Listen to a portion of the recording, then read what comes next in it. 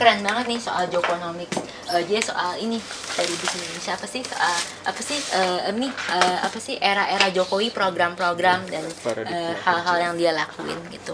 Nah, ya kita kan bisa, ini kan buat sejarah, ngerti nggak sih? Kita bisa cerita ke anak, mama siapa sih kok tukang mebel kayu tiba-tiba bisa jadi presiden. Mungkin one day gue punya anak yang aminin aja.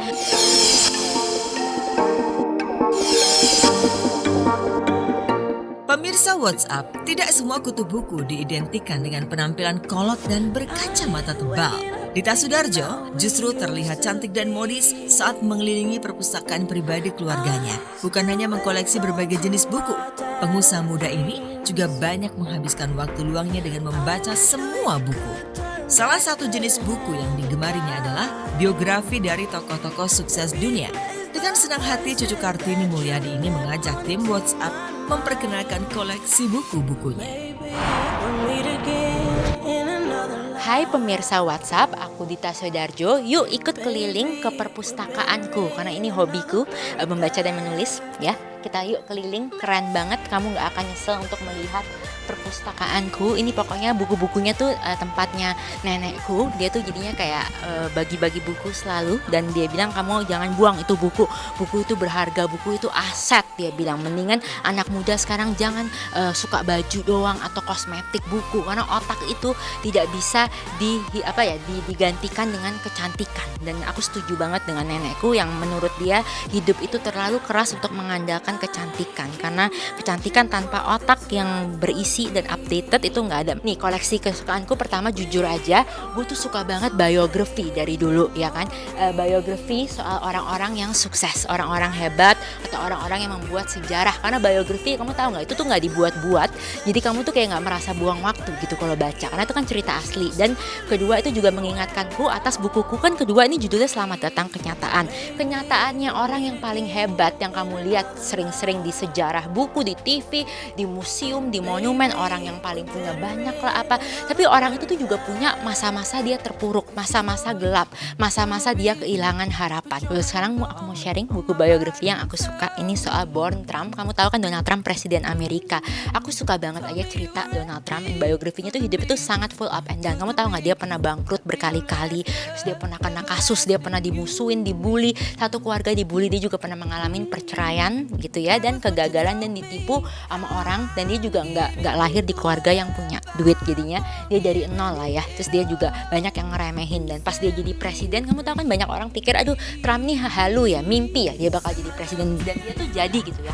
Aku nggak bilang dia 100% orangnya benar dan dia sangat kontroversi, tapi aku suka aja karena dia mempunyai semangat hidup ya. Walaupun orang nggak percaya sama dia, orang booing dia, orang cuma ngeliat dia kayak bercandaan, tapi dia buktiin dengan karya dan dengan pekerjaannya. Jadinya aku mau bilang buat kamu yang sering dibully atau merasa kamu nih keluarga bukan siapa-siapa, kamu bacalah cerita-cerita Trump, keren loh. Atau nggak Michelle Obama juga keren, tuh lagi dipinjem kakakku. Terus ada soal anaknya juga. Kalau kamu cewek pasti kamu suka banget cerita soal Ivanka Trump. Ivanka Trump itu tuh anak Donald Trump yang keren banget ya. Dia perempuan, dia juga seorang ibu, seorang businesswoman, seorang filantropis. Dia suka banget charity dan dia sangat cantik gitu ya. Dan suaminya dia punya anak 2 dan oh my god, her life it looks so perfect, dan dia sangat pintar dan nggak cuman manja. Aku suka gitu loh. Ini keren banget, Lim Soo-young, ini biografi pengusaha hebat banget, kebel banget ya. Aku belum selesai buku ini sih, Lim Soo-young. Iya, tapi dia keren abis sih.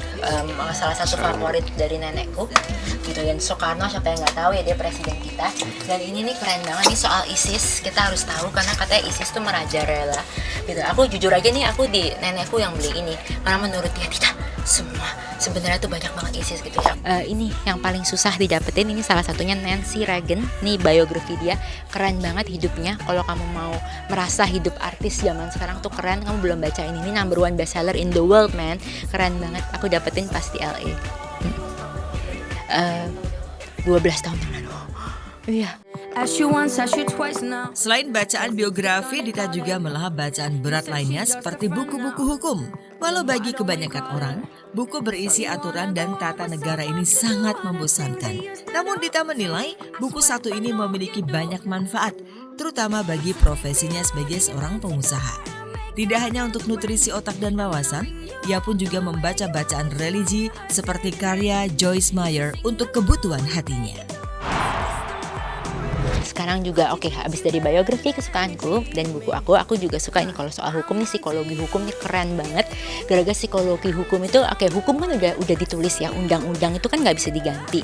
Tapi psikologi itu cara orang bisa mempermainkan kata-kata itu. Ngerti nggak sih, kata-kata tuh nggak bisa diubah, tapi cara kita menyampaikan itu sebenarnya bisa ngerubah semua hal loh. Yang tadinya salah bisa jadi bener bisa jadi salah. Orang yang nggak ada bukti bisa tiba-tiba ada bukti, yang ada bukti tiba-tiba buktinya tuh dibilang nggak sah. Jadi psikologi hukum nih dengan ya hidup itu tuh kadang-kadang nggak cuma di kertas dan hitam putih.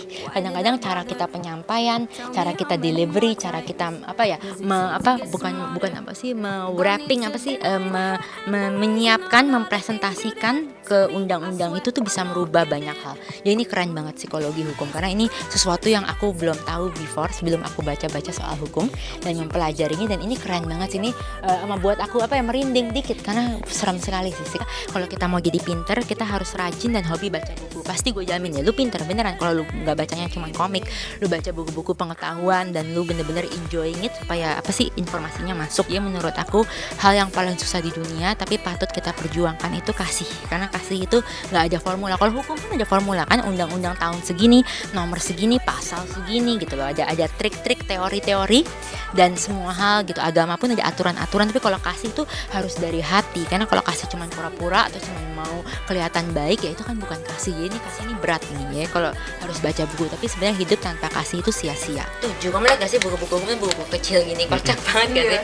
Iya kocak banget. Dan kamu tahu gak sih pasal-pasal tuh banyak yang gak berubah, dan kalau berubah pun tuh sebenarnya kadang-kadang cuman kata-katanya, tapi artinya tuh masih sama. Jadi kamu ini buku Belanda, jadi bahasa Belanda, ini buku hukum Belanda nih mahal banget nih, bisa jarang udah nggak ada lagi. Tapi kan nenekku kan mempelajari hukum dari dulu, ini bener-bener nih kayak sejarah. Ini buku hukum dengan bahasa Belanda. Ini yang paling lama ya? Iya. Keren banget, namanya apa sih? Ini apa sih? Aduh gue nggak ngerti aja bahasa.